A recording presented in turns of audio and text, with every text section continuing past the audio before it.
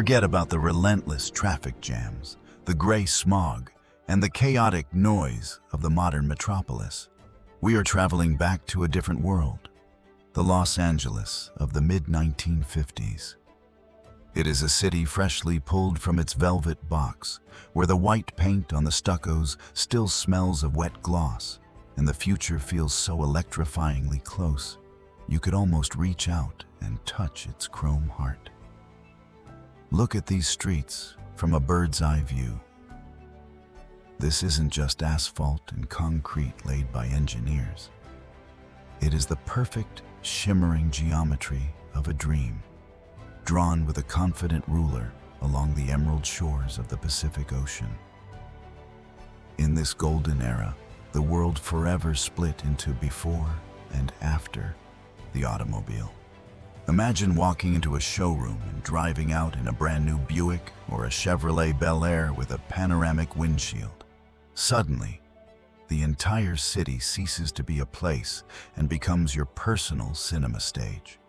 This was the first era in history when architects stopped designing for pedestrians and began to design for pilots on the road, crafting buildings to look beautiful and aerodynamic at 60 miles per hour. Signs grew to massive, heroic proportions. Neon glowed with a new, saturated intensity, and buildings became longer, sleeker, and more daring. It was a total triumph of form over function, where even your car's gas tank was part of the theatrical performance. Engineers masterfully hid fuel caps behind flip-up taillights so that nothing, not even a necessity, would break the flawless, sweeping line of chrome. You could truly get everything out of life without your feet ever touching the pavement. From a sizzling hamburger served by a waitress on roller skates at a roadside diner, to a Sunday priest's blessing at a drive-in church. But once you turned off the sun-baked, rhythmic highway toward the coast, the heartbeat of life shifted instantly. Santa Monica, Venice, Malibu. In the 50s, the ocean wasn't just a backdrop. It was a vast, shimmering, and untamed playground for the soul. Surfing hadn't yet become a global industry or a lifestyle brand. It was the heroic time of the wooden giants. Young athletes, tanned by the eternal sun, hauled heavy balsa wood boards over their shoulders. Massive planks weighing over 90 pounds. There were no wetsuits, no leashes, and no unnecessary details. Just you, the raw power of the salt spray, and the horizon. Look at those beach umbrellas from above. They look like bright, spinning candies scattered on the sand. The air here was forever thick with the scent of coconut suntan lotion and cheap vanilla ice cream that melted faster than the laughing children could eat it. The California of those years didn't just provide a vacation. It invented the very concept of modern leisure. While the rest of the world was still picking up the pieces of a great war, here on the pristine white sand, the image of a carefree, limitless life was born. An image that would soon conquer every household on the planet through the flickering glow of television screens. Peer through the massive, floor-to-ceiling glass windows of the offices and the downtown showrooms. Los Angeles in the 50s was a city of white collars, sharp creases, and steel-cold discipline. Every fedora hat, every perfectly pressed floral dress, and every polished briefcase was a vital gear in a grand machine of unprecedented prosperity. This was the legendary era of Googie architecture, a flamboyant style reminiscent of futuristic spaceships and atomic dreams. The jagged roofs of roadside cafes soared toward the clouds, as if preparing for a permanent moon launch. Everything around whispered, "The future isn't coming. It is already here." Even the simple, quiet act of washing the family car on a Saturday morning became a sacred ritual of the middle class. Men hand-polished those heavy steel hoods with premium wax until they reached a mirror shine. For in 1955, the car was more than transport. It was the honest face of the family.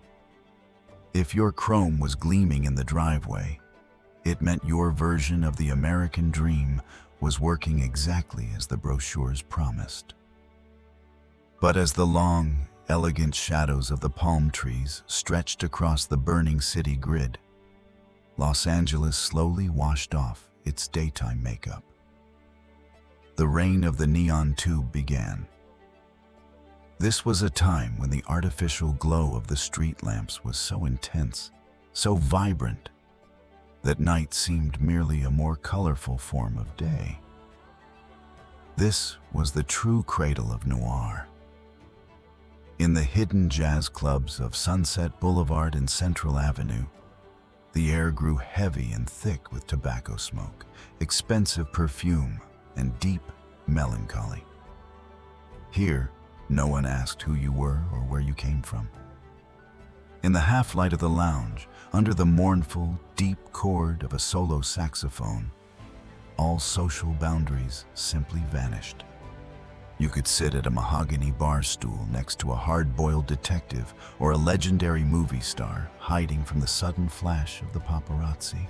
Neon promised a world of adventure and mystery, but often it brought only that quiet, poetic loneliness found in the reflection of a coffee cup in a late-night diner.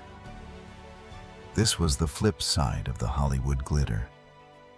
Dark, magnetic, and incredibly stylish in its sadness. And of course, looming over the entire basin like a secular god was Hollywood.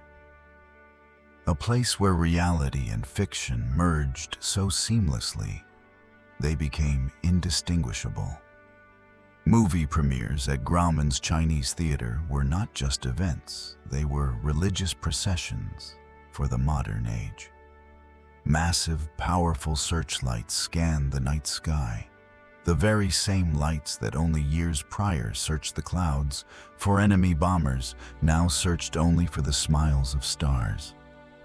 Limousines as long as yachts, endless red carpets, the rustle of silk, and the cold fire of diamonds. In the 50s, the studio system was at the absolute peak of its cultural power, meticulously creating the myth of Los Angeles as a sun-drenched paradise on Earth. But the true magic wasn't found in the painted backdrops of the studio lots. It was in the city itself, a place that had sincerely and completely fallen in love with its own beautiful illusion. Look at this vast ocean of electric lights one last time before the curtain falls.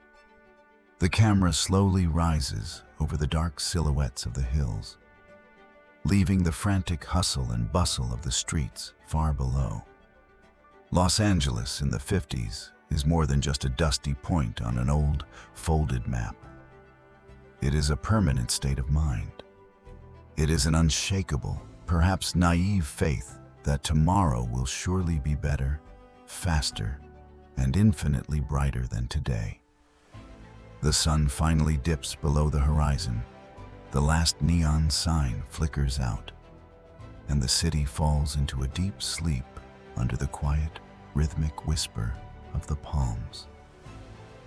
We leave it there, frozen in the golden, eternal year of 1955.